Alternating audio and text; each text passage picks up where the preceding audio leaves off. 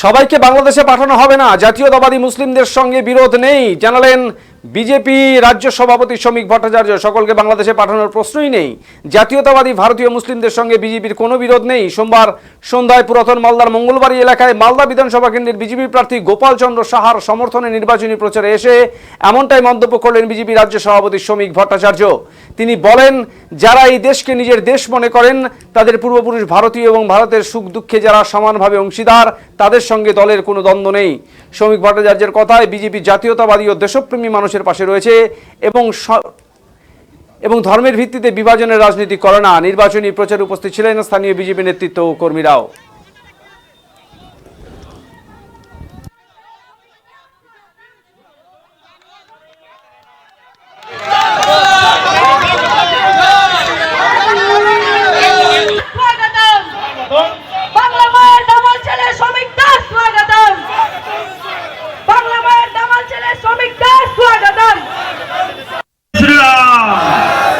जय जय श्री राम।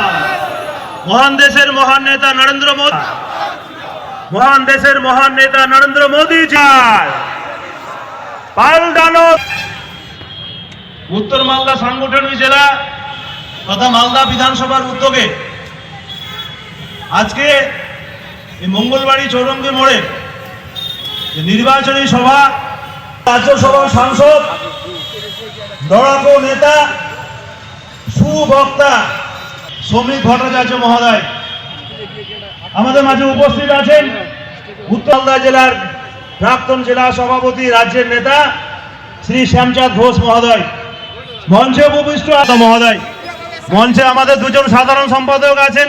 খুব একটা বেশি ঘেঁষান না, যারা মনে করেন বিজেপি এলে ধরে সবাইকে বাংলাদেশে পাঠিয়ে দেবে, বিষয়টা এরকম নয়।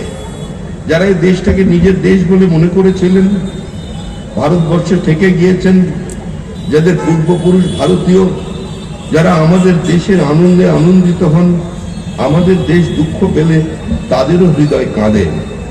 আমাদের বিরাট কোহলি প্রথম বলে আউট হয়ে গেলে তাদের চোখে জল আসে। আজকে তাদের সঙ্গে আমাদের কোনো বিরোধ নেই।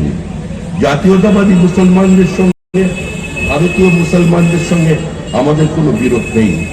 কিন্তু এই নির্বাচনে যদি কেউ মনে করে যে 30% ব্লক ভোট দিয়ে চতুর্থবারের জন্য মমতা বন্দ্যোপাধ্যায় ক্ষমতায় আসবেন, তারা মূর্খের স্বর্গে বাস করছেন।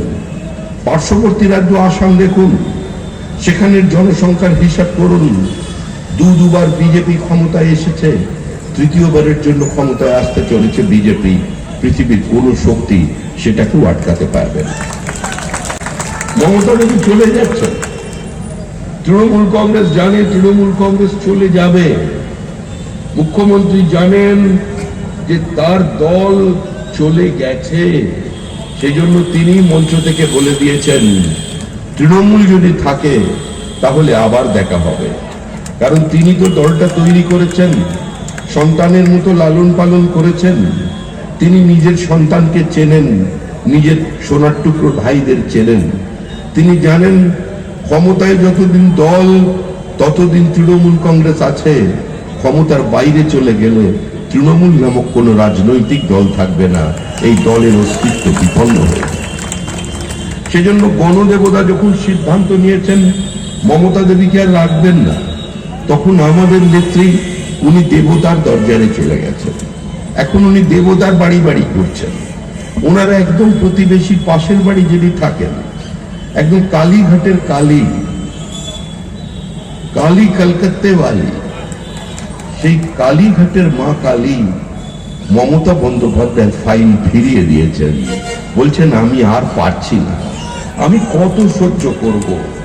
আমি তো এত ঘটনা দেখলাম, 40,000 চাকরি বিক্রি দেখলাম, 26,000-এর চাকরি চলে যেতে দেখলাম। আমি রাস্তায় বসে চাকরি প্রার্থীদের উপরে নির্মম অত্যাচার দেখলাম।